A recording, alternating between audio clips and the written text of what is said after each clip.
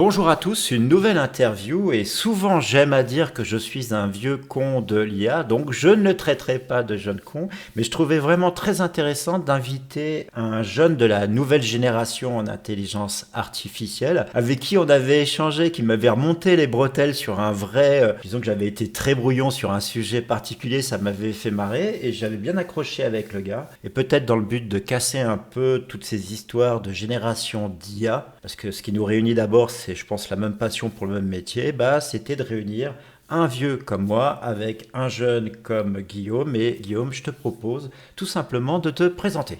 Merci Jérôme. Écoute, on va faire la présentation simplement.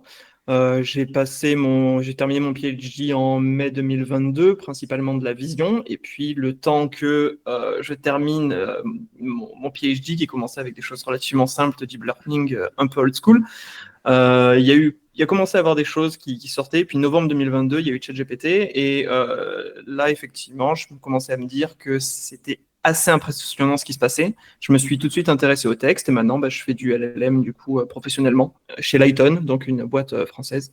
Je te propose de te dire, toi, comment tu as découvert LLM, ta compréhension, voilà, ce que tu en penses et ce que tu vois autour des LLM, enfin, toute ton expérience un peu.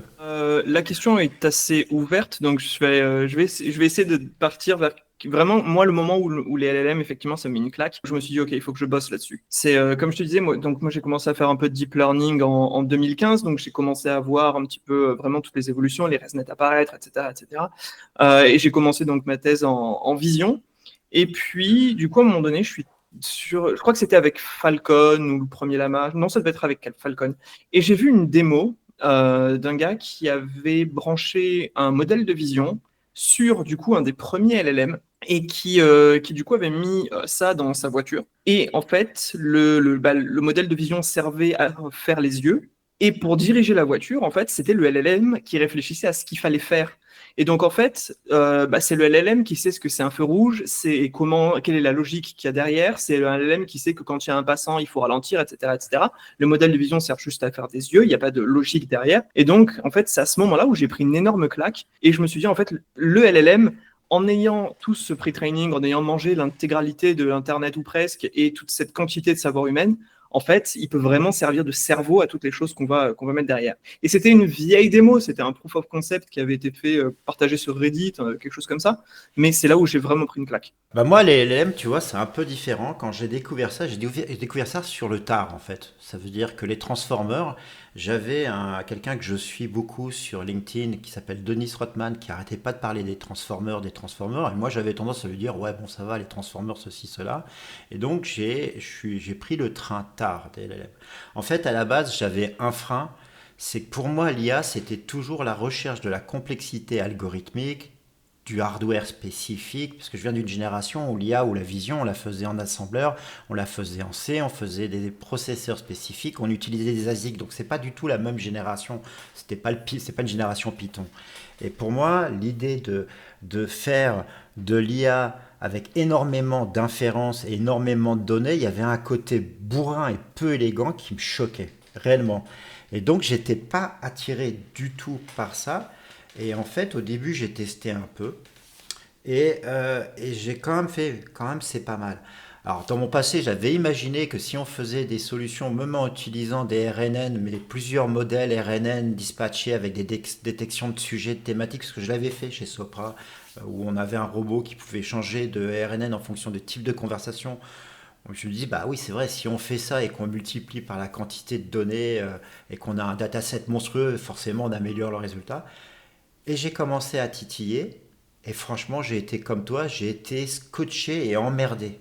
Emmerdé, parce que d'abord j'ai dû demander pardon entre guillemets à Denis Rothman qui m'a envoyé son livre avec une dédicace adorable, donc c'était assez rigolo. Il avait raison sur les Transformers, hein. Donc déjà il y avait une erreur de ma part.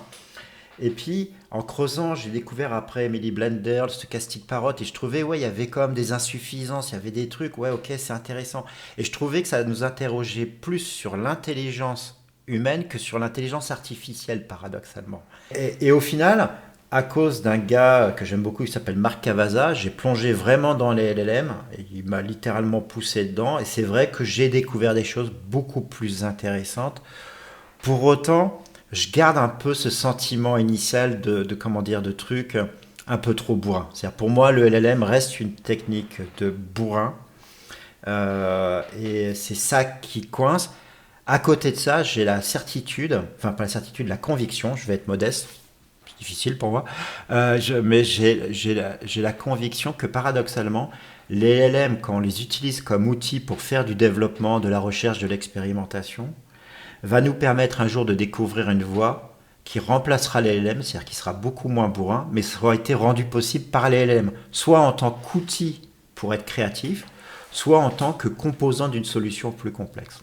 Ce que toi tu vois comme du bourrinage, moi je le vois comme de l'élégance.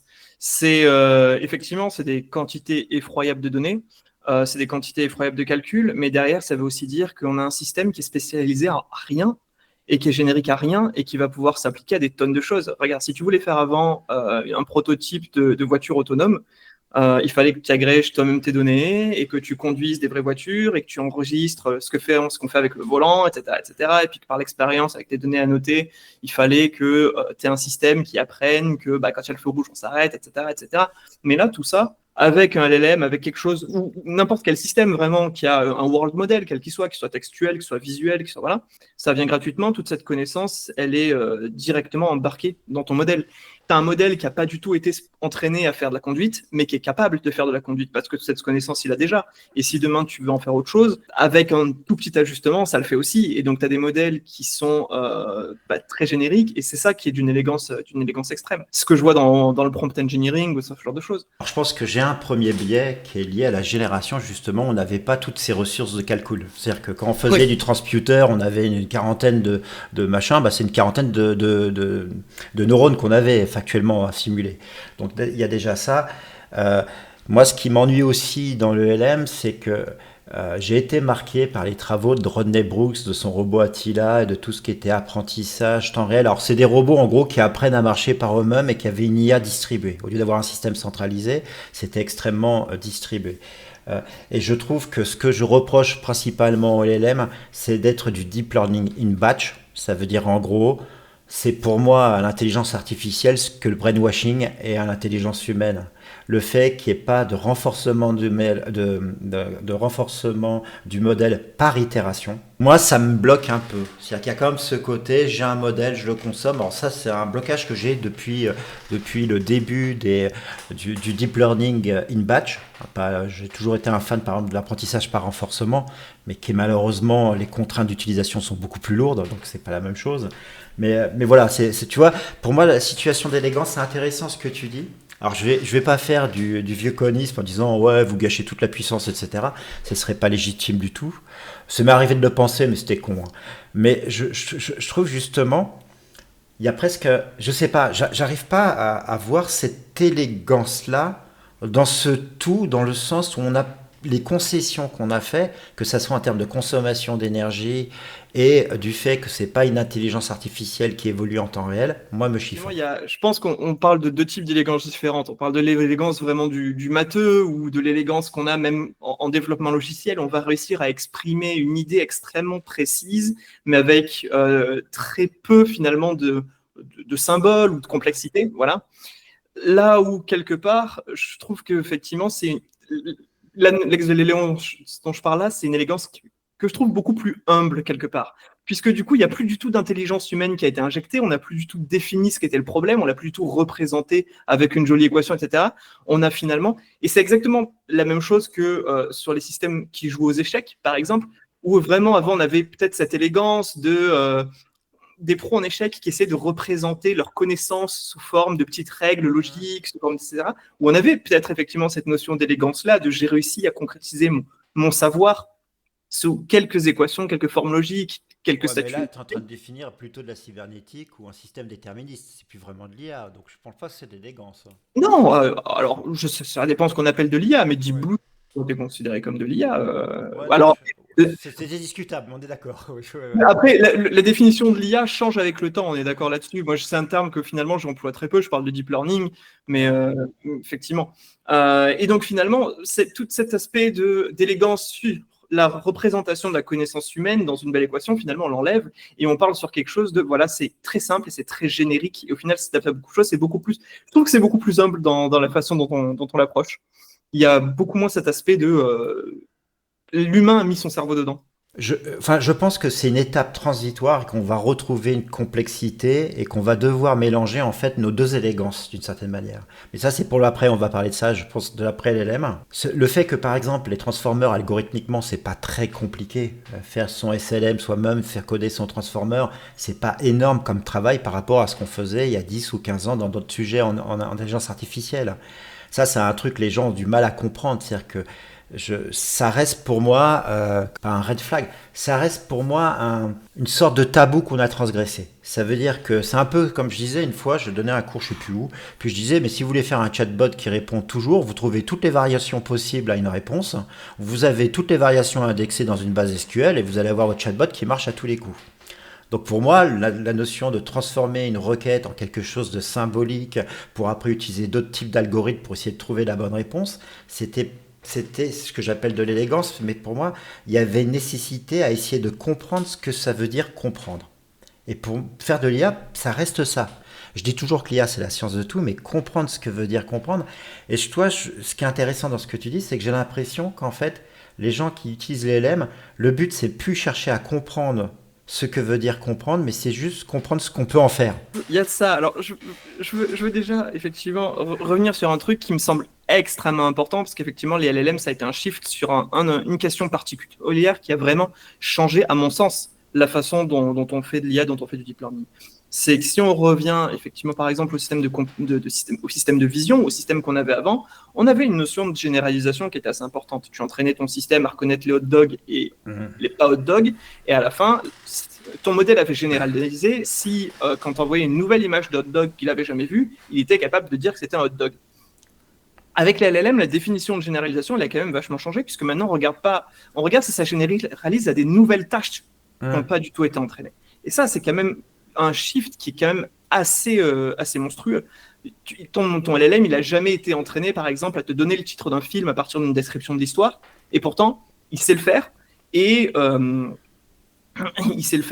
et ça émerge spontanément comme compétence. Donc là, il y a eu un shift qui est extrêmement important en deep learning et qui est passé, je ne sais pas s'il est passé si silencieusement que ça, mais c'est incroyable. Non, puisqu'on pose alors l'idée de raisonnement, qui est pour moi discutable. C'est-à-dire que la notion de raisonnement, elle est quand même super casse-gueule là-dessus. Je veux pas utiliser ce mot-là. Ouais, moi aussi j'ai un problème avec ça. Là, par contre, je reviens plus au stochastic parrot d'Emily Blender. Mais ça nous interroge aussi sur le raisonnement humain. Est-ce qu'il n'y a pas une part du raisonnement humain qui fonctionne exactement de la même manière? Moi, je sais pas, ça me perturbe, tu vois, c'est ça qui m'emmerde. C'est-à-dire qu'à la fois, je me dis, mais c'est pas un raisonnement, au sens. Puis après, quand on creuse la question, on fait, ouais, mais il y a plein de choses qu'on raisonne comme ça, nous, un peu. Moi, tu vois, par exemple, les LLM, pour moi, c'est un peu comme quand on était au lycée, je sais pas si tu as connu ça, t'as pas du tout révisé, tu as un contrôle, et par analogie, proximité, tu arrives à bullshiter des réponses, et pof, tu as du cul, ça passe. Ouais. Et ben c'est un peu ça pour moi le raisonnement du LLM. C'est plutôt un raisonnement déductif où tu fais bah ça peut être ça, ça ressemble à ça, et puis tu remballes. Et c'est pour ça que ça m'embête. Par contre, ce que tu dis, moi je pense que c'est intéressant. J'y avais jamais pensé. Mais ce changement d'échelle, où avant on avait un entraînement pour répondre à une tâche et qu'aujourd'hui c'est comme si on était passé un cran au-dessus, une sorte de méta-méthodologie, c'est vrai que là, les LLM pour ça, ça a été impressionnant. Moi je suis assez d'accord. Et c'est la raison pour laquelle tu as tout ce prompt engineering finalement, puisque prompt engineering, qu'est-ce que c'est? C'est réussir à généraliser une nouvelle tâche et réussir à exprimer la nouvelle tâche, etc. Et c'est ça que je trouve qui est fascinant dans les LLM, c'est que tu n'as pas besoin de remettre les mains dans un cambouis d'ingénierie pour réentraîner ton modèle, à généraliser, à réentraîner ton modèle sur une tâche et à généraliser à des inputs de cette tâche. Ton modèle a déjà généralisé à plusieurs tâches, il n'y a plus qu'à l'exprimer textuellement, voire même juste en lui donnant quelques exemples. Et là, il y a eu un shift de paradigme qui a été assez dramatique en fait. Dramatique, je sais pas dramatique. Dramatique pour qui? Pour ma génération, c'est ça? Dramatique au sens colossal. Non, pour moi ça a été fantastique, mais Oui. je vois bien ce que tu veux dire, ouais, c'est intéressant. J'aime beaucoup ouais, cette explication. Excuse-moi, elle me fait cogiter là. J'ai été surpris, mais ouais, c'est pas mal du tout parce que j'ai fait un travail par exemple avec un prof d'IA sur des trucs d'extraction d'isotopie, machin, etc. Un truc en sémantique textuelle. Et en fait, on a utilisé ChatGPT. On lui a juste expliqué ce que c'était qu'une isotopie. On lui a donné quelques exemples. On lui a dit comment on devait formater le fichier JSON en sortie. Et ça l'a fait, quoi. Et c'est vrai que c'était pas quelque chose qu'on aurait pu faire avec d'autres techniques plus anciennes. Si, après, on aurait pu utiliser d'autres systèmes avec du WordNet, c'est les vieux référentiels qu'on avait en NLP. Bah ouais, bah ouais, old school. Allez hop, plus un. Mais honnêtement, c'est vrai que c'est assez bluffant, intéressant. J'aime beaucoup ton analyse. Ouais, il y a un truc qui m'avait marqué, je sais pas si tu connais, comment est-ce qu'il s'appelle? Winogrand. Les tests de Winogrand. Non. C'est un benchmark qui est relativement assez simple. En fait, tu as une phrase avec dedans un pronom Hmm, qui fait référence à autre chose. Par exemple, je sais pas, il faudrait prendre un test. Il faudrait prendre un test, mais bref, toujours est-il qu'après, le modèle a deux choix hmm, pour savoir à qui réfère le pronom. Tu vois. Et avant, du coup, pour tester Winogrand, on faisait des calculs sur les statistiques à l'intérieur du réseau, la perplexité des mots, etc., l'entropie du machin, pour savoir est-ce que finalement il faisait l'attribution à hmm. au bon référentiel. Puis ChatGPT est sorti et en fait, juste tu lui posais la question en fait. Tu dis le il là, il fait référence à lui ou à lui, et puis commence à t'expliquer. Et tu vois, il se passe un truc qui est incroyable finalement, c'est que t'as sur la façon dont le truc se formule, enfin Winogrand, il a été mais éclaté à ce niveau-là, à ce moment-là, ce test. Euh, Au moment où ChatGPT, donc seulement tu vois que le modèle a la connaissance, parce qu'effectivement, tu vas chercher les probabilités des Mhm. tokens, des ci, des là, mais en plus, juste, il te l'explique et il te le ressort générativement la réponse. C'est colossal comme évolution. Ouais, je suis assez d'accord avec toi. Je suis assez d'accord avec toi. C'est pour ça qu'en fait, sur les commentaires, c'est assez marrant parce que sur les commentaires, je me prends régulièrement des jeunes des gens qui m'engueulent. Enfin, souvent des jeunes d'ailleurs. Et, euh, et on me dit souvent que j'aime pas les LLM, pourquoi j'en fais? Mais en fait, je suis pas un grand fan à cause des aspects d'élégance, mais c'est vrai que c'est quand même bluffant, quoi. Là, je fais tourner beaucoup du Mistral Small sur ma machine, en local. Je fais plein de trucs, mais même un modèle qui tourne sur une machine avec une simple RTX 5090 ou 4090, c'est déjà assez bluffant, quoi. Et si tu fais tes propres SLM, aujourd'hui, c'est pas très compliqué. Tu as même des vidéos sur YouTube qui te montrent comment faire de A à Z. C'est long, mais c'est pas compliqué. Euh, Bah, ça tourne, quoi. C'est vraiment très, très, très troublant. Maintenant, ce que je te propose, c'est de nous parler un peu de comment tu vois le devenir des LLM. Alors, pas forcément du passage de ChatGPT 4 à ChatGPT 5. Il y a un petit message subliminal pour toi, mais aujourd'hui, bah justement, on pourrait déjà passer, tiens, bah, ChatGPT 5, qu'est-ce que tu en as pensé et qu'est-ce que ça donnerait comme tendance sur les évolutions autour des LLM? Il y a plusieurs tendances qu'on voit, à mon sens, et qui sont super intéressantes. On avait le passage de GPT-2 à GPT-3 et de GPT-3 à GPT-4 aussi, qui ont été principalement centrés autour du scaling. Des modèles plus gros, plus de Hmm, datasets, etc., etc.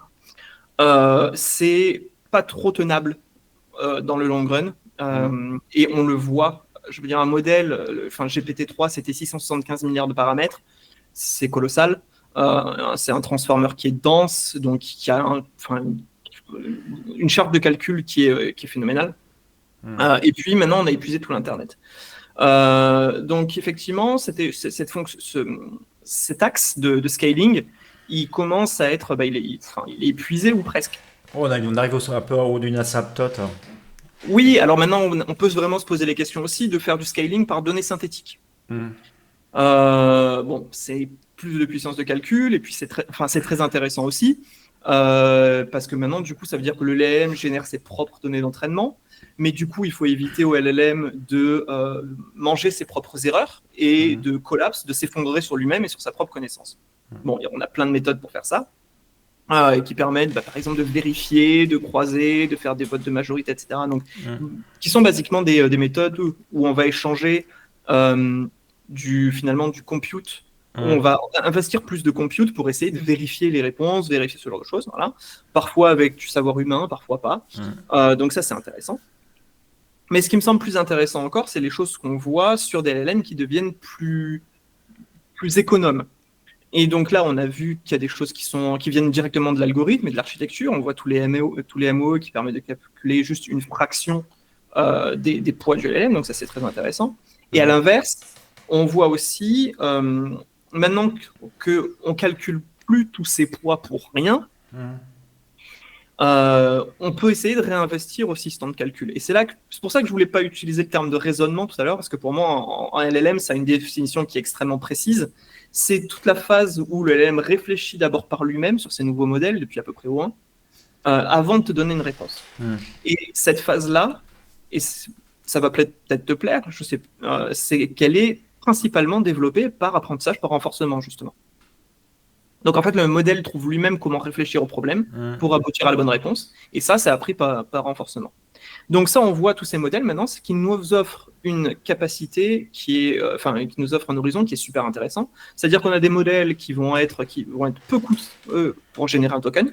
Ouais. Mais du coup, on va vouloir générer plus de tokens, plus longtemps, en fonction de la complexité de la tâche, pour gagner plus d'intelligence, pour gagner du raisonnement, etc. etc. Et si tu as utilisé des modèles comme DeepSeek ou ce genre de choses, tu le vois, ce raisonnement, et il est très intéressant à voir. Donc là, il y a des choses qui sont très intéressantes. Et je pense, à mon sens, ça va continuer dans cette voie, justement, pour le futur. Mais alors, vas-y.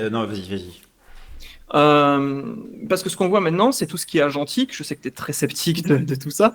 Mais tout ce qui est agentique et qui va du coup être capable encore d'échanger le « je sais » par « je suis capable de chercher ». Alors non, moi agentique pour moi, le problème de l'agentique, il y a même Gardner qui est un peu descendu l'IA agentique dernièrement dans un papier. Pour moi, l'IA agentique, c'est un peu de la remballe des systèmes multi-agents pour s'approprier un peu le vocabulaire.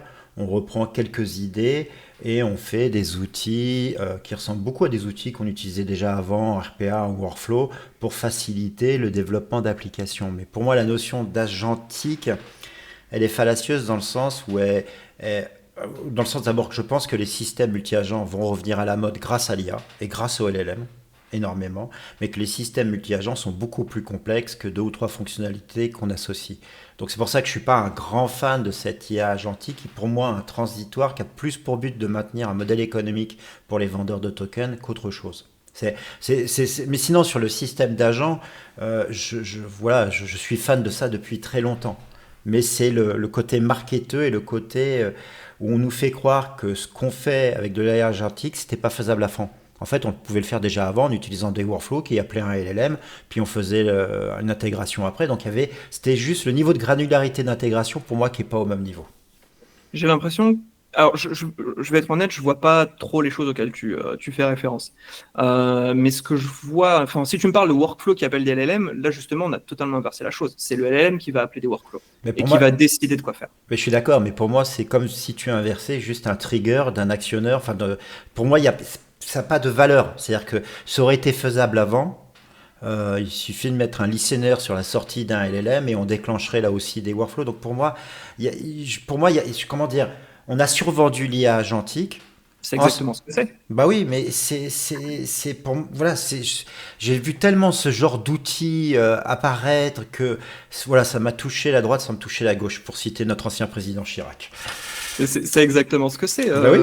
L'IA agentique, c'est un listener, et quand il y a un certain token qui est émis, on regarde, on parse, et puis on appelle le truc. Ça savait déjà faire avant, quoi.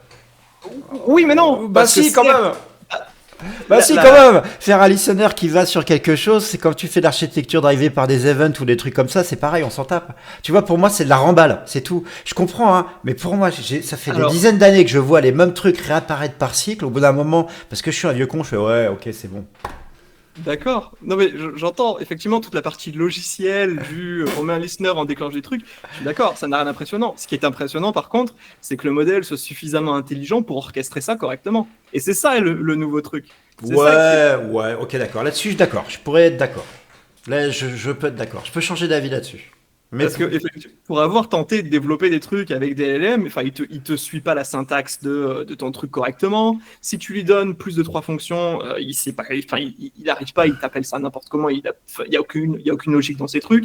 Ou alors quand il t'a fait 2 appels, ça y est, il est perdu, il commence à dégénérer, il est incapable de tenir un raisonnement ou une tâche complexe pendant plus de 3 appels.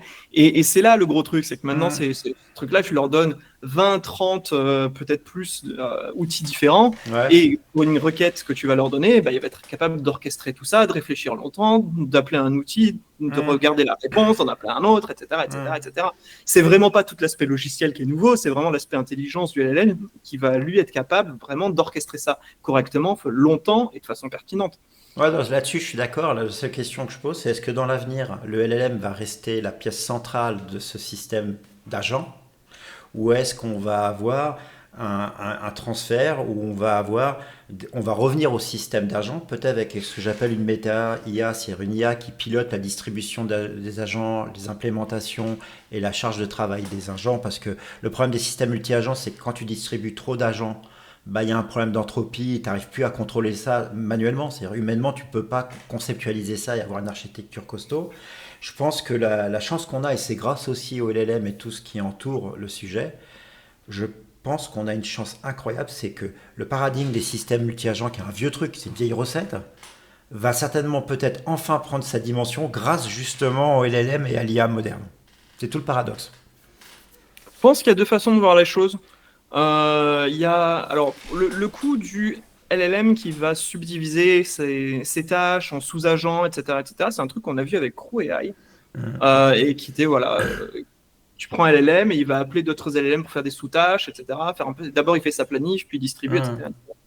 Et finalement, ce modèle-là n'a pas trop pris parce que finalement, c'était surtout un workaround parce que passer une certaine quantité de texte et on va dire, de mémoire de travail textuelle dans le contexte du LLM, il commence à drifter, il commence à perdre sa cohérence, à perdre son intelligence. Et puis finalement, ça y est, ce problème-là, on l'a quand même bien mitigé. Je ne veux pas dire résolu, parce que c'est jamais résolu, mais on l'a quand même bien mitigé. Et maintenant, tu as des modèles qui sont capables de, pendant plusieurs centaines de milliers de tokens, de raisonner. Il n'y a qu'à voir, par exemple, les codex ou les cloud codes ou ce genre de choses qui sont vraiment capables de cracher du token et de pas avoir, de rester cohérent et pertinent malgré les gros contextes. Par contre, là où effectivement ces systèmes-là peuvent être intéressants, c'est et où effectivement je pense que tu vas me rejoindre et où moi je te rejoins en tout cas, c'est le moment où les LLM vont parler entre eux parce qu'ils vont incarner différents services sur des machines différentes, qui ont des responsabilités différentes, exactement, au final, comme des API ou comme des serveurs, mais en fait ils vont s'appeler entre eux. C'est peut-être les choses sur lesquelles on va se rejoindre avec des trucs comme MCP ou ce genre de choses. Voilà. Là, oui, effectivement, peut-être que tu vas avoir plusieurs services avec un LLM orchestrateur au centre, et du coup, chacun de ces services vont parler au LLM orchestrateur entre eux, négocier, faire ce genre de choses. Ouais, moi, je pense que c'est une tendance. Alors, en tout cas, c'est le chemin que j'aimerais qu'on prenne, sachant que j'aimerais que ça soit pas que des LLM, c'est-à-dire que ça soit des systèmes massivement distribués avec des LLM, mais aussi avec d'autres algorithmes qui soient combinés. Ça, c'est un peu en ça que je crois. C'est des systèmes d'agents massivement distribués avec des LLM, mais pas que des LLM. Voilà, ça c'est un peu ma tendance, mon intuition. Je peux me tromper parce que je peux aussi avoir un biais de conservation, parce que j'aime bien mes vieilles recettes, mes vieux outils. Il y a encore des choses que je fais encore avec des RNN, ça fait rire tout le monde, mais ça marche. Mais voilà, donc voilà, je vois bien. Justement, toi, aujourd'hui, sur l'avenir des LLM, tu vois plus du développement autour des LLM ou dans les LLM? Est-ce qu'on n'atteint pas Parce que moi, il y a un truc qui serait génial. Je pense que ce serait génial d'avoir une stabilité des LLM pour pouvoir faire du hardware spécifique facilement dessus. Aujourd'hui, quand on fait du hardware avec du GPU NVIDIA, par exemple, on a un GPU qui est générique. Il n'est pas spécifique. Si on veut pouvoir faire de sortes de processeurs gravés spécifiquement pour LLM, il faudra arriver à un moment où on a quand même une stabilité d'architecture. Et alors, je sais que tu bosses dans une boîte qui a eu un passé en hardware, qui a quand même qui sait ce que c'est que le hard. Est-ce qu'on n'a pas aussi une nécessité justement à peut-être, alors je ne vais pas faire plaisir à certains collectifs en disant faire une pause sur l'IA pendant 6 mois, mais faire une pause sur l'architecture des LLM pour essayer de normaliser collectivement une sorte d'architecture sur les LLM? Est-ce que tu penses qu'il y a quelque chose de faisable où on pourrait atteindre ce moment où on aurait cette stabilité de l'architecture pour pouvoir faire du hardware vraiment spécifique? Est-ce qu'on n'y est pas déjà? Ben, je sais Dans pas. la me- Parce que Depuis tu as 2010, l'LPU, T'as les LPU, mais est-ce que t'as des LPU qui ont été sortis spécifiques pour ça, qui consomment énormément moins que Nvidia, mais avec Nvidia, on n'est pas là-dedans. À voir après le hardware. Il me semble que ce que fait Grok, hein, GORQ, Ils utilisent des LPU, je crois, ouais. qui font de leur propre hardware, etc. Mais finalement, l'architecture d'un LLM depuis 2018, elle n'a pas énormément bougé. On a déplacé une couche à un endroit, enfin, on a déplacé une Ouais. normalisation. On a cassé un peu la fully connected pour avoir des MOE. Hmm. Ça s'arrête là, hein. Ça s'arrête là. C'est énorme, hein. Rien que sur les MOE, d'un point de vue, si tu transformes ça en électronique et en chipset, c'est quand même un gros travail. Tu vois, moi, ce qui m'intéresse, c'est ça, c'est aussi sentir si à un moment, on va pouvoir, parce que si on continue avec des LLM qui consomment autant d'énergie, je pense qu'il y a un problème de durabilité, c'est-à-dire que ça, voilà, je pense que c'est un peu naïf de croire qu'on peut consommer autant de LLM, autant de tokens, et de manière rentable, parce qu'aujourd'hui, les LLM, j'ai l'impression que c'est vendu un peu à perte, que le token est vendu à perte. Donc c'est ça qui me chiffonne, moi. C'est le côté énergétique et durabilité. Est-ce qu'on n'a pas intérêt à stabiliser l'architecture des LLM pour pouvoir faire des systèmes distribués où on va pouvoir avoir des hardware qui seront eux stables? On a déjà, alors certainement qu'à terme, peut-être. Ouais. Certainement qu'à terme, peut-être. En tout cas, ce qu'on voit déjà, c'est qu'effectivement, le LLM n'est pas plus coûteux, il devient de moins en moins coûteux. Quand tu vois ton GPT-3 avec 675 milliards de paramètres, regarde ce que fait un 20 milliards aujourd'hui. Il est Mhm. largement supérieur. On a des améliorations algorithmiques qui viennent expliquer ça. Mhm. Donc effectivement, les MOE, ce genre de choses, bah, le fait d'avoir déplacé cette fameuse normalisation, ça Mhm. a vraiment changé énormément de choses aussi. Mhm.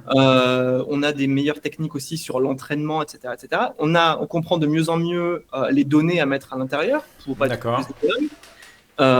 Et puis le hardware s'améliore, tant et si bien que finalement le coût ne fait que descendre en fait. Suffisamment vite. Tu penses que ça descend suffisamment vite pour qu'on ait une bonne surprise sur la durée? Pour casser un peu le mur. Bah, il y a quand même des gens, moi je suis pas pour, hein, c'est des gens qui disent que l'IA ça pose un problème écologique. Moi j'ai pas l'impression, mais ça c'est un autre sujet. Mais tu penses que les optimisations qui sont faites par l'expérimentation, et forcément parce que plus on en fait, bah, plus on se rend compte ce qu'on peut améliorer, peuvent suffire? En fait, il y a déjà une vraie loi, il y a vraiment une vraie loi de Moore, entre guillemets, sur l'optimisation algorithmique des LLM. Il y avait un papier Intéressant. de, il y avait un papier d'OpenAI là qui Mhm. montrait que maintenant tu peux réentraîner GPT-2 pour une quantité d'argent qui était ridicule, alors que ça avait coûté une thune pas possible à l'époque. D'accord. Quand tu entraînes un modèle de vision sur ImageNet, les Ouais. évolutions algorithmiques ont fait qu'en fait, aujourd'hui, c'est 43 fois moins cher. Euh, donc en fait, il y a une vraie, effectivement, enfin, il y a une vraie loi de Moore. Je remets ça entre guillemets parce que ça n'a rien à Mhm. voir avec le transistor, mais Mhm. c'est un peu cette idée de tous les n machins on divise par temps Mhm. euh, sur l'efficience des LLM. Et on n'a clairement pas fini de le creuser ça. On a eu encore un énorme découpe des coûts quand on a eu les MOE. On Mhm. comprend mieux Ouais, les c'est vrai. paramètres. Et là, pareil, encore une fois, on est en train d'échanger aussi tout ce scaling Mhm. qu'on avait, à point d'intelligence, on avait par le scaling, on est aussi en train de l'échanger par du reinforcement learning et ce genre de choses à l'entraînement qui fait que bah, le modèle, voilà, on optimise vraiment pour ce coût d'inférence maintenant parce que ça coûte extrêmement cher et c'est là-dessus que va la recherche. Mais si tu veux, je te fais un historique des lois de scaling, mais Non, bah, moi, je trouve ça extrêmement intéressant ce que tu dis parce que ma crainte, c'est justement qu'on n'arrive pas assez à optimiser, qu'il y ait quelque chose d'intrinsèque au LLM qui fait qu'on aura beau optimiser, on va atteindre un plancher et on ne pourra pas descendre en dessous et qu'on va rester sur quelque chose de trop coûteux. il y a un Euh, plancher, Il c'est y a, il clair. y a un plancher. Au Si tu niveau as 10 A, neurones dans ton LLM, il sera con. Donc, nécessairement, enfin, il sera même oui, pas oui. capable d'émettre 4 tokens. Il y a un plancher, c'est très clair. Maintenant, à quel point est-ce qu'on peut compresser ça? C'est là-dessus que ça se joue. Toi, ton feeling, c'est on est encore loin du plancher. C'est-à-dire qu'il y a encore une grosse marge de progrès à faire. Moi, mon feeling, effectivement, c'est qu'on voit encore ça. Et après, c'est une question aussi de compromis qu'on va se poser. Tu vois. Ouais. Quand tu avais l'apprentissage vraiment un peu à l'ancienne, Hum, les échelles de temps sont folles, mais hum. à l'ancienne, on essayait de tasser effectivement Old school. toute la connaissance du monde Hum, dans un modèle. Et là, on a changé de compromis. On dit, OK, c'est pas si grave si le modèle est pas bourré de connaissances, tant qu'en fait, il sait utiliser, hum. il sait avoir un comportement agentique pour aller chercher l'information sur Internet. D'accord. Et donc, en fait, la course qui se joue pour moi actuellement, c'est justement d'avoir le modèle le plus fin, le plus petit possible, qu'ils essayent de compresser, qui soit débrouillard. Pas forcément intelligent, mais débrouillard. Pour que quand tu lui poses une question, même s'il la connaît pas, il va aller chercher la réponse. Pour que même s'il n'a pas la réponse comme ça, paf, en fait, il est capable de réfléchir pour la retrouver. Et c'est exactement l'analogie que tu faisais avec rebidouiller des analogies, Mais c'est etc. ça, c'est Des hommes de ça. lycée. Quand j'explique un RAG, c'est comme si tu avais deux ingénieurs qui sont fait la même école, qui ont travaillé dans deux spécialisations, et il y en a un qui dit à l'autre, tiens, voici les documents PDF, la réponse est là-dedans, voilà la question. Et le mec, parce qu'il a un langage commun, une manière de raisonner commune à l'autre ingénieur, il va finir par déduction retrouver une réponse qui est probablement la bonne. C'est ça. Et pour moi, c'est un peu ce que tu racontes, c'est un peu ça, avec quand même ce petit problème de la frontière entre une base de connaissances et un LM, où lui, il reconstruit la connaissance, il est dépendant de ses sources, de ses agents qui vont aller fouiller de l'information. Mhm. Et donc là, on a aussi une chose qui est un petit peu qui est différente, mais c'est très intéressant. Moi, j'aime bien ton explication. Et puis du coup, ce qui va être extrêmement important par contre, c'est que si on a des modèles qui sont de plus en plus maigres et de plus en plus vides de connaissances et qui troquent le savoir pour le savoir-faire, à un moment donné, ça devient plus très viable non plus. Si à chaque requête, en fait, ton modèle va besoin de rechercher des informations basiques, etc., Hum, etc. Et donc, je pense qu'une des prochaines choses qui va se jouer aussi, c'est la capacité d'un modèle à ingérer de façon permanente aussi des nouvelles connaissances. moi, je pense. Euh, si moi, enfin, ce qui m'intéresse, c'est, j'en sais rien, je suis par exemple, voilà, je joue à Donjons et Dragons et je veux un modèle qui soit spécialisé là-dessus. Ça a un certain intérêt d'avoir, et ça peut arriver si tu fais de la science, si tu fais quoi que ce soit, Hum, effectivement, d'injecter de la façon la moins compliquée, la moins coûteuse possible, ces connaissances dans un modèle pour qu'il ait de base. Et ça, on essaye de le craquer de plein de façons différentes, mais ouais. pour le moment, ça marche pas des masses. Ou alors c'est très coûteux, on reprend Hum, le modèle, enfin on reprend les données, il y a très peu de tokens dedans, donc on va régénérer plein de données synthétiques en remoulinant ça dans tous les sens, en refaisant des reformulations, hum, refaisant des documents de questions-réponses, refaisant des trucs comme ça, hum, pour générer, gonfler les tokens et faire ça. Donc ça marche. Ça marche, mais c'est coûteux. Et en plus, derrière, il faut des ingénieurs pour refaire le fine-tuning qui va bien. Enfin, faire du fine-tuning, nous, on en fait pas mal, et c'est casse-gueule. Quand tu fais du fine-tuning, tu risques de faire oublier à ton modèle ce qu'il connaissait avant. hum, C'est très casse-gueule. Il faut des métriques dans tous les sens pour être sûr qu'il n'a pas oublié, que hum, voilà. Donc c'est casse-gueule. Ou alors, effectivement, il y a tout tassé dans le contexte hum, en tant que token de prompt. Et pareil, il y a un moment donné où ça scale pas. Quand tu as une bibliothèque, enfin, quand tu as plusieurs documents à faire rentrer, c'est un peu compliqué. Donc, pour moi, ça, c'est un des gros axes qui va venir derrière. hum. Et puis, il y a encore un énorme axe qui est important. On sait pas encore, je pense qu'on ne sait pas encore trop pourquoi, mais on voit bien avec ArcAGI et ce genre de challenge-là, les LLM ne sont pas capables de résoudre ces puzzles logiques qui sont pourtant pas si compliqués. Et on essaye de casser ça. Pour le moment, c'est juste du benchmarking, c'est du marketing en disant regardez ce que fait notre modèle sur ArcAGI, il est meilleur que les autres. C'est Mhm. toujours nul, mais c'est meilleur que les autres. Et le truc, c'est qu'on ne sait pas vraiment quelle est l'implication en cas d'usage réel des choses qui sont présentées dans ArcAGI. Donc on sait que les LLM ne sont pas trop capables de généraliser ces puzzles logiques, on ne sait pas pourquoi, on ne sait pas comment, ça rejoint ce que je disais aussi, tu as 2-3 exemples et il faut être capable de généraliser à partir de ces exemples, donc c'est la même chose que Non, mais la je pense qu'en fait, ce qu'a fait Cholet, et avec tout ce arc AGI, etc., c'est extrêmement intéressant justement parce qu'on touche sur des choses quand on ne comprend pas. Et la question de l'utilité pratique, je ne pense pas qu'elle soit intéressante. Je pense que l'utilité est justement dans chercher des choses qui sont voilà, de cette nature-là. C'est-à-dire que je pense que c'est une métrique, entre guillemets, vers l'AGI, ça c'est un autre sujet, je ne vais pas rentrer là-dedans trop, ou, voilà, si on a peu de temps, peut-être on en parlera à la fin, mais voilà, passons. Mais pour moi, j'aimais bien, c'est-à-dire ce qu'a fait Cholet, moi j'aime beaucoup aimé, ArcAGI j'aime beaucoup aussi. D'abord parce que quelque part c'est une remise en cause, ça a déjà passé de Turing et du test de Turing et de tout ce qu'il y a, donc il y avait une chose de chercher, il y a plus de finesse, on va chercher le truc qui gratte quoi. Et ça moi j'ai beaucoup aimé. Je trouve ça extrêmement intéressant et en plus de ça pour toutes les boîtes qui bossent là-dessus, même si c'est du marketing et du benchmarking, c'est aussi un vrai challenge. C'est-à-dire que même, forcément, le test n'est pas parfait, donc il a forcément des petits biais par-ci ou des biais par-là, mais pour l'essentiel, je trouve ça génial. Ça veut dire qu'il y a un vrai challenge, là. Il y a un truc, voilà, moi j'ai adoré. Plus qu'autre chose, pour moi, ArcGIS, c'est une question scientifique. Oui, tu as tout à fait raison. Ça marche pas, on sait pas pourquoi, on sait pas non plus si c'est utile, mais en attendant, ça marche pas. Et il y a une vraie question scientifique pour moi là derrière. Ah bah, Et c'est peut-être la question scientifique qui va rejoindre aussi tous ces trucs de. Tu sais, toi, on parle beaucoup d'AGI. Il y a un nouveau terme qui est en train d'apparaître que j'aime bien, c'est le AGI, Artificial Jagged Intelligence, qui est. On sent bien qu'LLM, c'est une intelligence qui est un peu foireuse. Tu peux leur poser des questions de code qui sont extrêmement complexes et ça les crache et ça sourcille pas. Tu poses des questions de maths, ouais, ça t'explique les théorèmes, voire même ça te prouve les nouveaux théorèmes qu'on a vus récemment. Mais des fois, tu leur demandes de faire une soustraction de nombre à virgule et ça s'écroule. On ne sait pas forcément trop pourquoi. Et il y a une question scientifique qui sous-tend tout ça.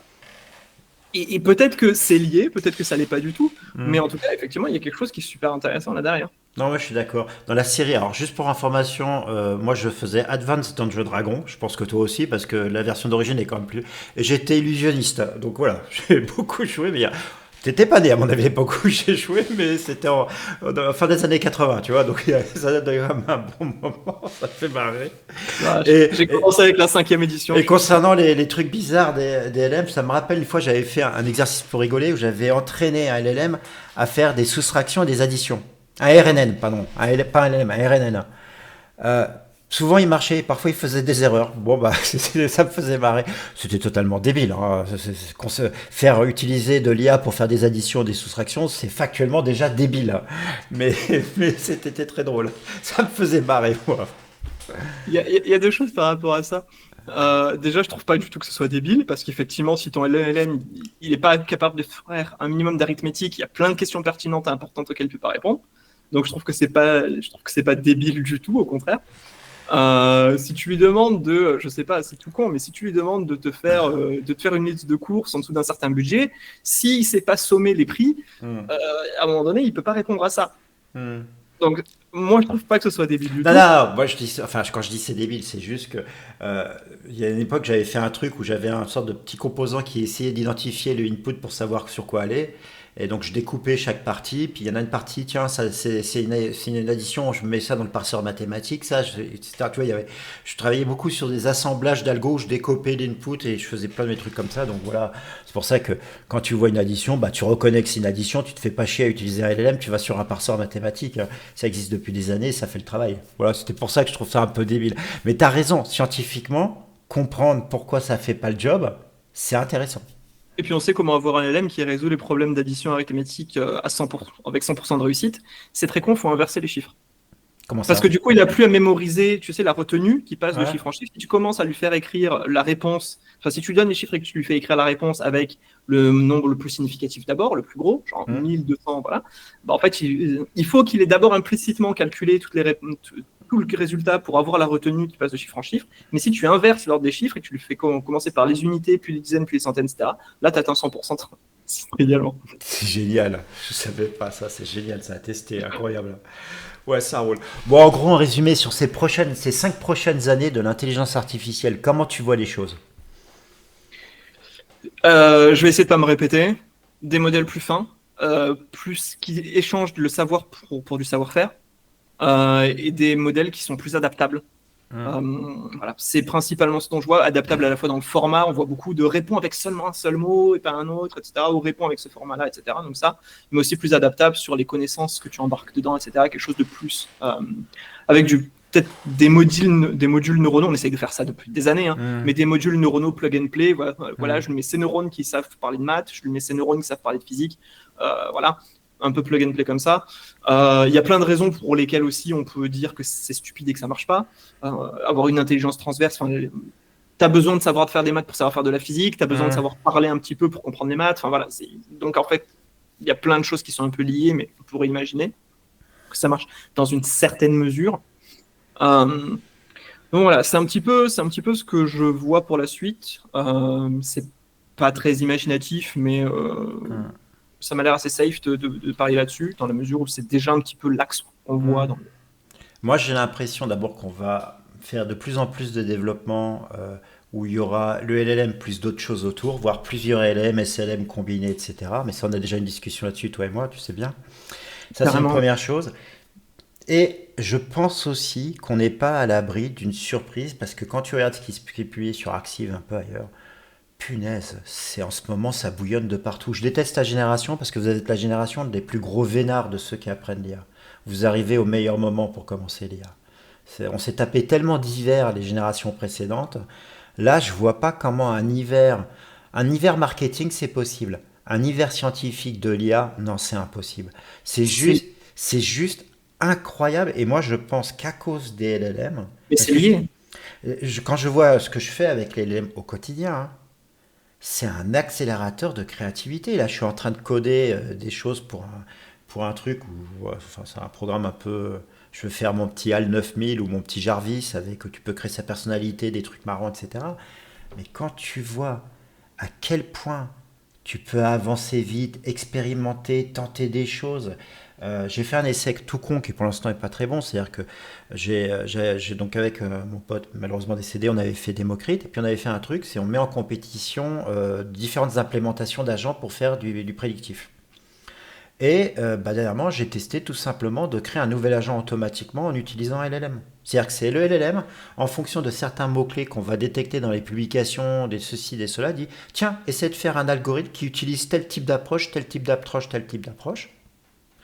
Et directement, on le publie, on le met en compétition avec les autres agents, et on voit ce qui est le meilleur, quoi. Il y a ce côté-là qui me fait penser que je suis intimement aujourd'hui convaincu que ce qui va tuer les LLM aura été créé grâce aux LLM. C'est-à-dire que on n'est pas à l'abri d'avoir un nouveau paradigme qui sort, qui revienne plus avec mon élégance d'origine, qui est moins de computing, plus de complexité. Mais j'ai un biais, hein, là, j'attends aussi ce que j'aimerais. Là, je cherche un biais de confirmation, hein, donc je sais très bien que mon raisonnement est biais. Mais quand tu vois toute la production scientifique qui est faite actuellement, le travail sur le hardware qui est fait, quand tu vois, enfin tout AMD avec ses SoC, ses systèmes on chip qui sont extrêmement intéressants, les APU qui mélangent différents types de mémoire. Enfin, c'est une période de fou, quoi. J'aimerais avoir 10 ans de moins, voilà, ou 20 ans de moins. Je pense sincèrement que la génération. Je me fous souvent de la gueule, non pas des jeunes, mais de ceux qui pensent que faire de l'IA, c'est utiliser que du prompting. Voilà. Là, voilà. Par contre, les gens qui commencent l'IA, qui apprennent LLM, qui s'intéressent aussi aux anciennes techniques, qui s'intéressent au hardware, etc., ils ont 30 ans de rêve. J'aimerais vivre plus longtemps parce que j'ai l'impression que on va rentrer dans la période la plus incroyable de l'histoire de l'intelligence artificielle. Voilà, c'est mon Je- sentiment. Pour moi, j'arrive pas à voir à 5 ans. Je confirme tes tendances, parce qu'on les voit même, bah, tu sais bien, tu les vois sur Arxiv, tu les vois sur partout, quoi. Bien Donc il y a sûr. une tendance. Mais on n'est pas à l'abri d'un nouvel article à la sauce. L'attention, c'est la seule chose que vous avez besoin en français, tu vois. Euh, Vraiment. C'est-à-dire que entre l'hardware, la mémoire, les nouveaux types de mémoire qui sont en train de créer, même si on arrive au minimum en termes de gravure processeur à 2 nanomètres, il y a d'autres choses qu'on sait faire, il y a des architectures qu'on va pouvoir mettre en place, des systèmes distribués. On n'a jamais eu autant de flèches et de possibilités et d'outils pour inventer une nouvelle IA. Voilà. je suis peut-être un petit peu Ah moins ouais. émerveillé, curieusement. Pour une fois, là, c'est moi qui vais être moins optimiste. Dans le sens où finalement, alors toute cette émulation, tu parlais de divers scientifiques et divers marketing, c'est totalement lié. Il y a autant de science parce qu'il y a autant d'argent, il y a autant d'argent Ouais. parce qu'il y a du marketing. Donc c'est la même chose. Euh, mais pour le coup, je trouve que vraiment la meilleure époque pour faire du ML, c'était entre 2015 et 2020. Ouais, non, non, 2022. non. Parce que c'était le moment où les expérimentations, tu pouvais les faire sur ton petit GPU custom chez toi. Et aujourd'hui, vraiment, si tu veux faire de la recherche qui a de l'impact, soit tu dois faire des paris incroyables sur des trucs sur lesquels personne recherche, soit Hmm. juste tu peux pas, il faut faire partie d'un grand labo avec des moyens de compute qui sont incroyables. Enfin, et du coup, on a de moins en moins justement cet axe d'amélioration, ou alors c'est de l'intégration un petit peu novatrice de LM ou ce genre de choses, mais vraiment faire de la recherche, on va dire, ou de l'expérimentation neuronale brute, Hmm. euh, Aujourd'hui, c'est vraiment compliqué si t'as pas un gros labo, quoi. Ah, c'est intéressant parce qu'il y a quelques années, je disais justement l'inverse. Je disais que jamais l'IA était autant accessible. C'est-à-dire tout ce qui est lié à acquisition, actionneur, t'as l'IoT, ça coûte que dalle, hein. Le Ouais. GPU, finalement, ça coûte pas cher. Faire du processing distribué, ça coûte que dalle. Tu peux prendre des Jetson Nano, tu peux prendre des petits processeurs IA que tu trouves sur des Raspberry Pi, etc. Et donc, moi qui a toujours une approche très distribuée, j'ai jamais pris ça en conséquence. Par contre, c'est vrai que si tu fais des travaux où tu as besoin de H100 ou de A100, donc tu peux aller sur Colab, mais enfin ça va vite. Moi j'utilise beaucoup, enfin je commence à utiliser Colab Google maintenant. On m'a un peu forcé. Bah, ça marche pas mal. D'un autre côté, je pense qu'il y a encore beaucoup de choses à faire. Mais en étant peut-être plus technique, c'est en allant sur du VHDL, en faisant de la programmation sur des FPGA en complément de processeurs de GPU standard, je sais pas. Je serais moins négatif que toi. Si tu Bah, veux faire de la recherche sur du pur LLM, sur des trucs très avancés dans le LLM, tu as totalement raison. mm, mm. Mais je pense qu'il y a plein de terrains autour à explorer qui sont accessibles avec beaucoup de moins de moyens. C'est à voir. Moi, je suis vraiment dans le LLM, donc c'est ce que je vois. Ouais, C'est ce que je vois. Et pour donner un ordre de grandeur, une H100, c'est 3 euros de l'heure. ouais. En ce moment, je fais un projet où je manipule un 14B. C'est tout petit, un 14B. Hum. Pourtant, il faut déjà 8 H100 pour entraîner ça. Ouais. Tu vois. Et donc, effectivement, alors on n'est pas à l'abri d'améliorations algorithmiques qui font qu'on coupe la mémoire, etc., comme il faut. Ouais. Mais en fait, il faut déjà 8 H100 pour entraîner ça from scratch, hein, qu'on ne me parle pas Hum. après de LoRa et compagnie, etc. Ouais, d'accord.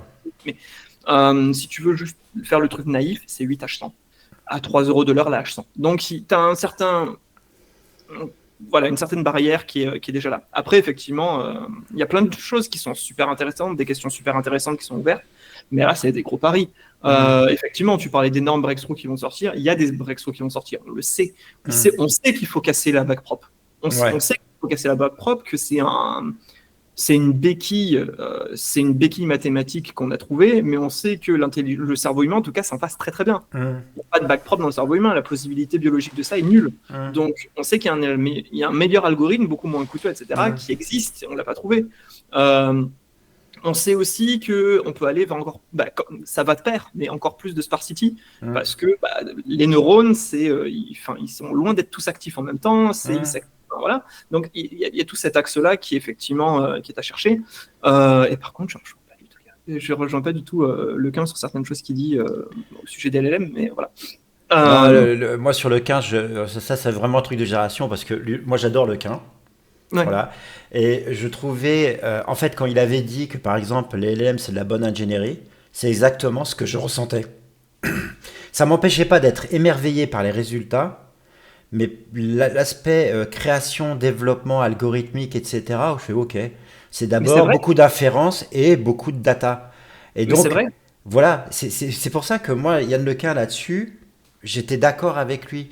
Sauf que la plupart des gens, enfin ça c'est quand tu pratiques pas, en général tu as une lecture plus caricaturale, c'est normal, d'ailleurs on a tous ça comme biais.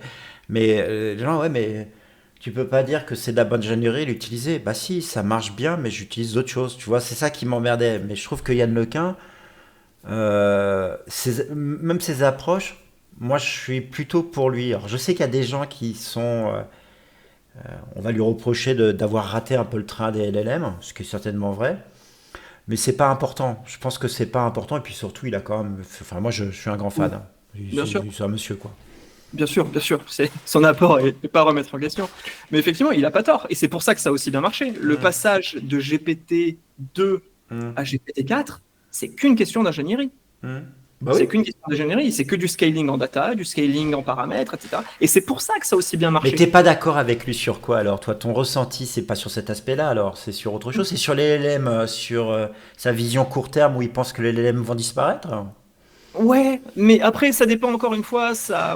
Enfin, il a déjà été mis à mal sur quelques points. Quand il disait, même GPT-4000, si tu lui demandes, je mets le truc sur la table, j'enlève la table, qu'est-ce qui se passe avec le truc? Et ben, le modèle te répond pas, le truc tombe parce qu'il n'y a plus de table dessous. Euh, il a déjà été mis à mal là-dessus. Oui, parce que c'était facile à contrer. De toute façon, tu sais très bien que c'est facile à contrer. C'est-à-dire que si tu refais un entraînement avec les bons éléments, tu peux arriver à régénérer la réponse, non? Oui, bien sûr, Bah oui.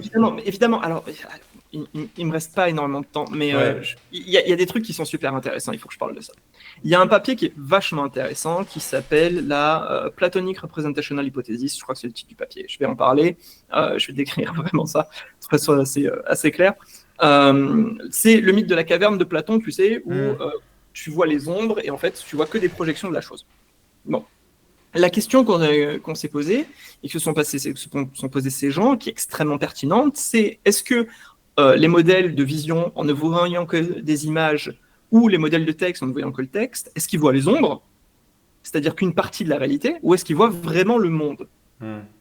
Et donc, ils se sont posé une question qui est vachement intéressante, c'est-à-dire est-ce que je peux réussir à comparer le world model, la compréhension interne du monde d'un modèle de vision et d'un modèle de texte? Parce que l'argument interne de Lequin, c'est la connaissance du monde qu'acquièrent les humains se fait par l'expérience et pas par la lecture, et donc n'est pas reflété dans le texte humain. C'est ça l'argument central de Lequin contre les LLM. Il y en a un autre, mais l'argument central de Lequin, c'est celui-là. Et donc, dans la Platonic Representational Hypothesis, ils ont fait ça. Ils sont questionnés. Donc, en fait, ils ont regardé les activations à l'intérieur de plusieurs modèles, et ils ont montré une photo d'une pomme et une photo d'une chaise, tu vois. Ils ont regardé les activations, etc., plusieurs objets, voir, ben voilà, l'activation de la pomme et de la chaise, elle est très différente, mais de la pomme et de la pêche, elle est plus proche. Donc, dans le world model, ces objets sont plutôt similaires.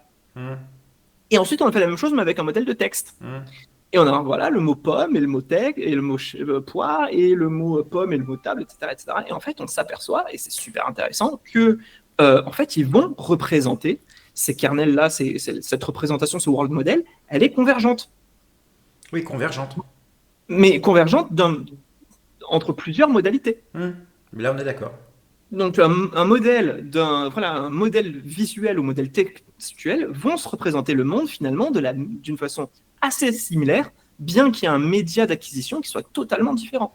Et ça, pour moi, ça vient concrétiser directement l'hypothèse de Lequin qui est on ne peut pas comprendre le monde par rapport au texte. Non, je pense que son hypothèse, c'est surtout on ne peut pas comprendre le monde que par rapport au texte. Je te trouve un peu vache parce que moi, je le lis plus comme étant la nécessité de comprendre le monde par plusieurs inputs, dont le texte, mais aussi l'image et d'autres choses. Oui, ou on ne peut pas comprendre tout le monde seulement par rapport au texte. Voilà, c'est pour moi, il y a un problème de gradient, de degré, alors peut-être de nature selon toi, mais moi, je vois pas ça comme ça. Je vois plus. Pour moi, ça me choque pas et je suis même plutôt d'accord. Ce que je suis en train de développer pour m'amuser avec mon petit projet à moi, j'intègre de la vision, j'intègre du RNN, j'intègre même des trucs du LLM, pardon, mais j'intègre aussi d'autres algorithmes pour essayer de voir un peu les connexions entre les différentes perceptions et les différentes choses. Je m'intéresse aussi au changement d'état. Donc, pour moi, je suis plutôt fan de Lequin pour ça. Voilà. Mais aussi, je pense qu'il y avait un aspect perception politique, c'est-à-dire qu'il voulait contrer peut-être le fait qu'on survendait peut-être déjà un peu trop la puissance des LLM et tout ce qui allait avec. C'était l'époque où on parlait, quand il a commencé à parler de ça, c'était au moment où on commençait à nous faire croire que la GI c'était pour dans 2 ans. D'ailleurs, tiens, toi, ton avis, la GI. Moi, attends, tout le monde le sait, mais je le rappelle. Je pense que c'est un objectif fondamental, puisque c'est l'objectif qui a fait la création de l'IA. Quand Simon disait que l'IA, c'est reproduire l'ensemble des fonctionnalités cognitives du cerveau humain, je pense que c'est le Graal et que ça doit rester notre moteur. Et pourtant, j'y crois pas du tout, en tout cas bien après ma mort peut-être, mais pas avant. Et toi? Moi, je pense d'abord il faut parler de la définition de ce que c'est.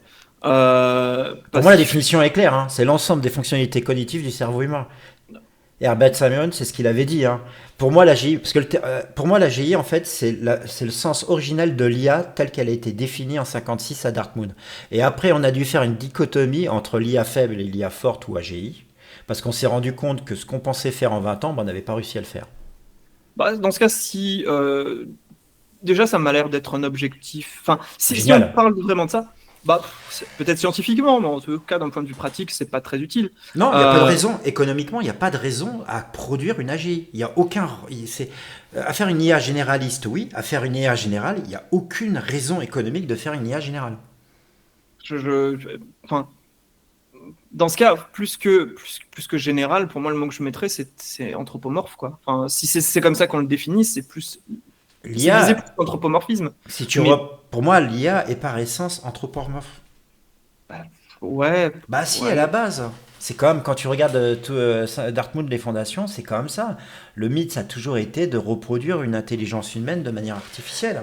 D'accord, mais est-ce qu'on peut pas grandir au-delà d'une définition faite à Ah la oui, oui, bien sûr. mythe de 19 qui date de 1950, tu Oui, vois? mais j'ai Bon, commencé la vidéo en disant que j'étais un vieux con, tu t'en rappelles, hein? Donc voilà, non, non, moi pour moi, voilà. Bon, donc pour toi, la GI, en tout cas, c'est pas dans 1 ou 2 ans, quoi. bah, ça dépend de ce qu'on en parle. Selon ta définition, Et ta définition, toi, tu aurais une définition d'AGI pour 1 ou 2 ans?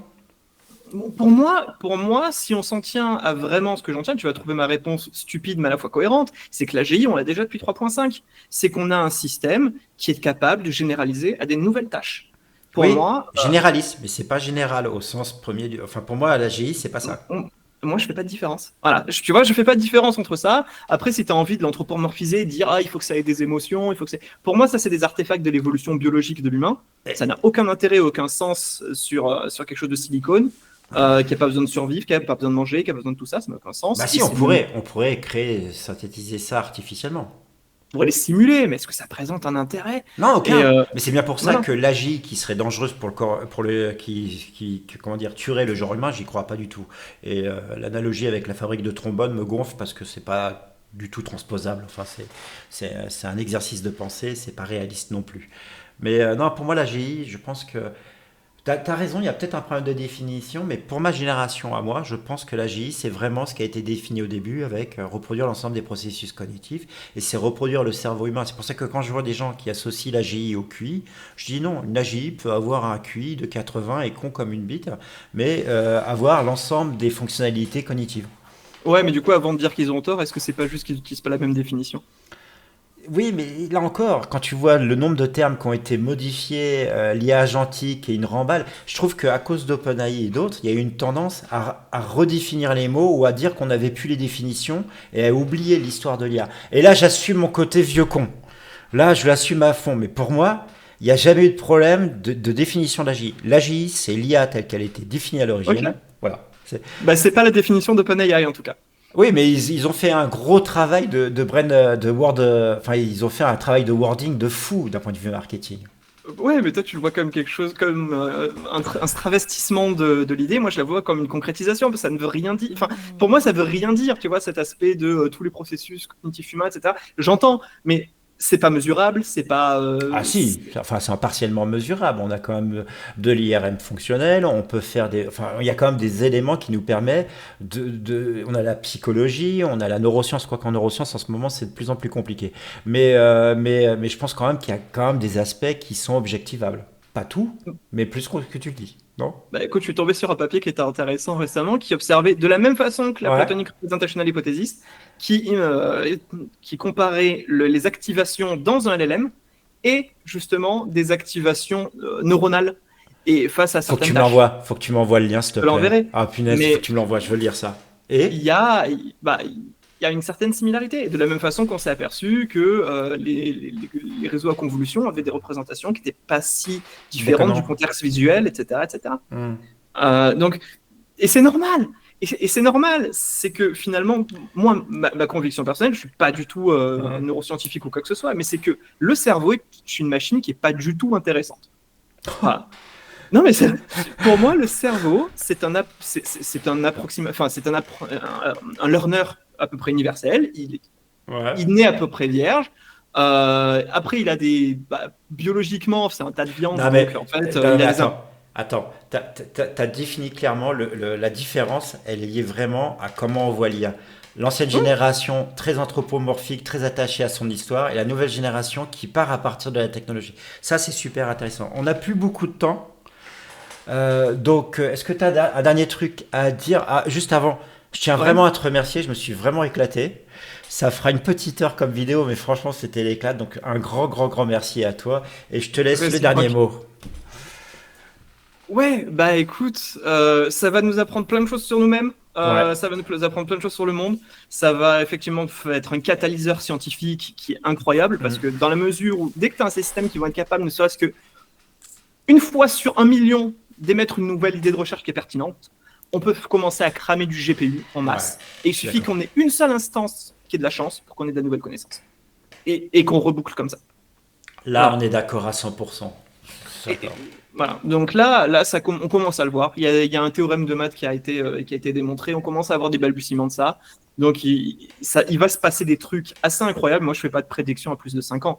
La plus grosse chose qui va freiner, c'est l'humain, qui a une inertie folle. Mais scientifiquement, on va aller à une vitesse qui est pas croyable. Eh ben, je te remercie énormément. Je vous mettrai des liens, puis je vais demander quelques liens à Guillaume en plus pour que je mettrai en description sous la vidéo, comme d'habitude. Eh ben, si, voilà, pour le mot de la fin de vidéo, c'est ma tradition sur ma chaîne. Je vous laisse choisir entre vieux con ou jeune con. Je vous laisse le choix. Je pense que je vais m'en prendre plein la gueule. Et puis voilà, puis un grand merci à toi, Guillaume. Franchement, je me suis éclaté. Tu restes une bonne surprise sur la chaîne et même si le MOE m'a toujours fait mal au cul, bah voilà. Merci beaucoup, Jérôme. Merci, ciao à tous. Allez. Salut les cortiqués. Si vous voulez soutenir la chaîne et le travail de mon papa, il y a plusieurs solutions. Le plus simple, un like, un partage, et surtout allez voir les autres vidéos. Curieusement, mes vidéos préférées sont les moins vues, donc je vous invite à fouiller la chaîne. J'ai mis le lien en commentaire. Sinon, vous pouvez soutenir la chaîne financièrement via le bouton rejoindre qui est en dessous ou via Tipeee. Tous les liens sont en commentaire. Ne dépensez que ce qui est raisonnable. Et merci encore. Cela aide mon papa bien plus que vous le pensez. Pour info, qu'importe le montant, il n'y a aucun avantage à payer plus. Pas question de distribuer un privilège supplémentaire pour ceux qui paieraient plus. Laissez juste votre cœur parler en fonction de vos moyens.